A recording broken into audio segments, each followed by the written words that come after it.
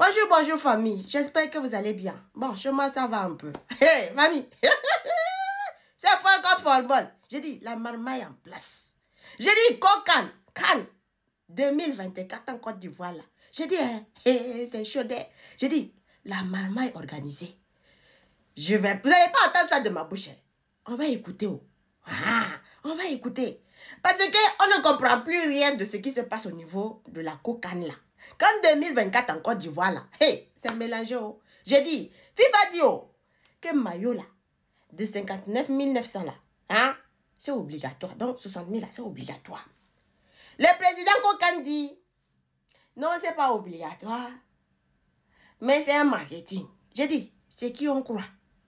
On croit les FIFA ou bien on croit Cannes. J'ai dit, c'est chaud. Et puis en plus de ça là, j'ai dit la marmaille qui se passe dans les dents là quoi. C'est compliqué famille. On va écouter. Fort comme formol. C'est pas simple. Écoutons les éléments là. Ils vont détailler les choses qui sont à l'intérieur là. C'est chaud. La marmaille organisée. Écoutons. L'ex-ministre des Sports, Dao Paulin, c'est ça, hein? Dao Paulin a annoncé que la CAN, le gouvernement envisageait d'investir 1 milliard de dollars pour l'organisation de la CAN, la construction des édifices, ainsi de suite, soit 500 milliards de francs CFA.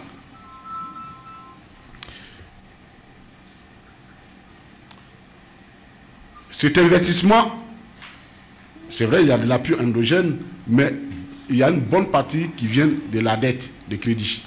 Et on va citer les fonds, d'où ça vient, pour vous donner un peu le caractère sérieux de l'affaire. Selon le site de la BAD, la Banque africaine de développement, le montant de l'appui financier de la BAD pour financer les structures liées à la CAN 2023 est de 170 millions de dollars. Mais quand on dit ça, ça fait 85 milliards de francs CFA. Parce que pour ceux qui ne comprennent pas, faire la confiance, ça fait 85 milliards de francs CFA. C'est ce que la BAD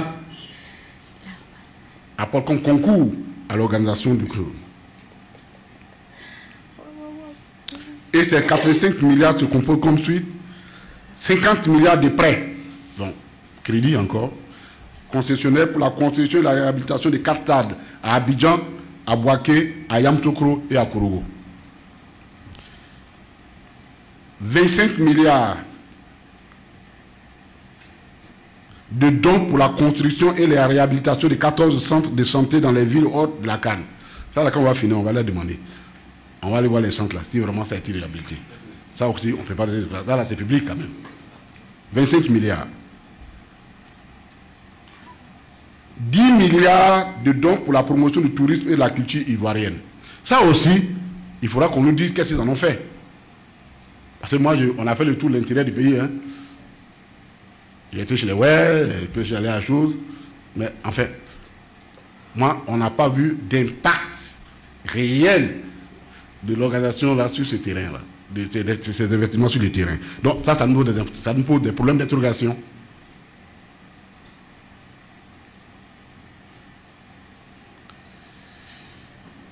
En ce qui concerne la Banque mondiale, elle dit, sur son site également, elle dit qu'elle a concouru pour 100 millions de dollars, donc en moyenne 50 milliards de francs CFA.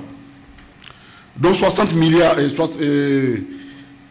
30 milliards de prêts pour la construction et la réhabilitation de 500 km de routes dans les villes hautes de la CAN. Bon. Ça aussi, c'est facile à vérifier. Ça aussi, c'est facile à vérifier. Yamoussoukro, je sais que Yamoussoukro abrite les quads, mais nous tous on passe à Yamoussoukro. Les routes qu'on voit là-bas, c'est les routes qui datent de Fouboigny. Ça au moins c'est visible. C'est vrai qu'on allait à San Pedro, j'ai vu quelques voies qui sont en train de faire, mais c'est bien prévu, hein? Ils ont pris le kilométrage. 500 km de route dans les villes hautes de la CAN. Ce n'est pas nous qui le disons, ce sont les chiffres de la Banque mondiale.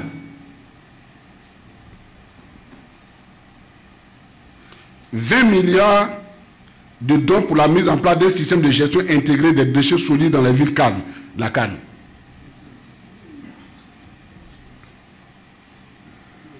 Voilà. Donc la Banque mondiale, elle intervient pour augmenter la qualité de la vie dans les villes où la CAN va se jouer.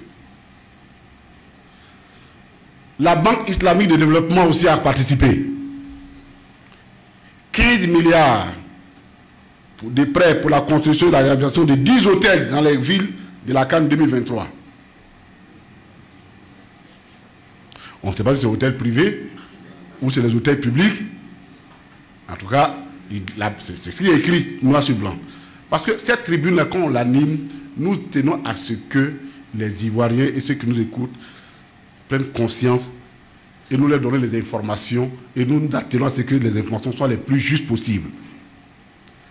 Donc, 10 hôtels. Moi, je viens de San Pedro.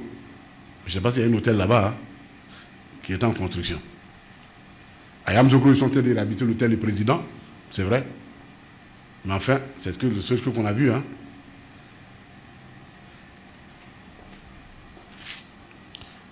Donc, au total, c'est 130 millions de dollars, dont 65 milliards de francs CFA, de dons, et 190 millions, dont en moyenne 400 milliards de francs CFA d'emprunts qui participent. Donc ces emprunts-là, nous allons les rembourser. Donc vous convenez qu'on ne peut pas, les dons, on peut te dire, bon, on t'a donné, tu peux faire ce que tu veux avec. Mais ça, là, on va rembourser. En plus de cela, la COCAN, c'est-à-dire le comité qui organise, on appelle le COCAN, c'est ça, le comité de la CAN, dirigé par le comité d'organisation de la CAN, dirigé par le ministre Amisha, a reçu déjà 173 milliards de francs CFA. Notre pays, là, les gens n'ont pas peur de milliards.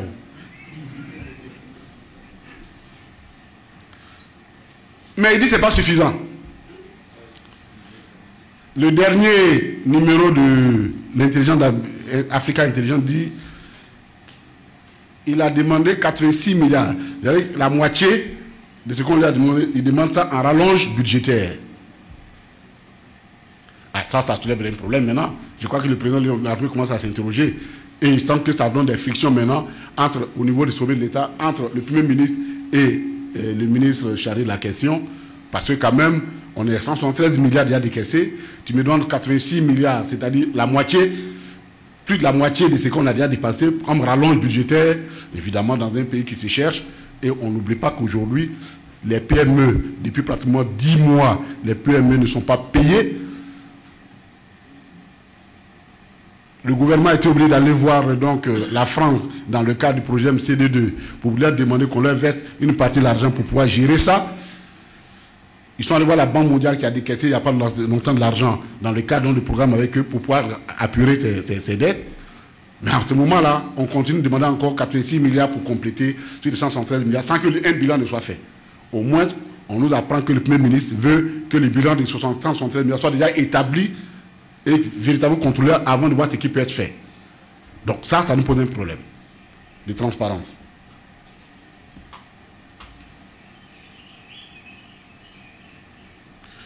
Or, on nous dit qu'il y a même des paroles, des gens disent qu'ils travaillent depuis le COCAN, il y a arriéré de salaire dedans. Ça, on a vu ça tout le monde, il y a arriéré de salaire, se frappe là-dessus. Il y a eu Champions League, Women's Champions League, qui s'est joué à Kourougo, à sortir de là aussi, les gens se plaignent parce qu'ils n'ont pas reçu tous les perdièmes. C'est compliqué si on veut organiser une bonne CAN avec ça là, je ne suis pas sûr que nous soyons sur la bonne voie. Ça, c'est la gestion financière. Maintenant, il y a la gestion économique de la crise de la CAN. Parce qu'un événement de cette envergure, il faut qu'il soit associé d'abord à une économie et que cette économie puisse s'étendre dans le temps après l'événement. Sinon, l'événement n'a pas de sens. L'événement n'a pas de sens. C'est pourquoi nous dissocions la gestion financière telle que nous l'avons faite et quelle est la gestion économique de ce projet-là.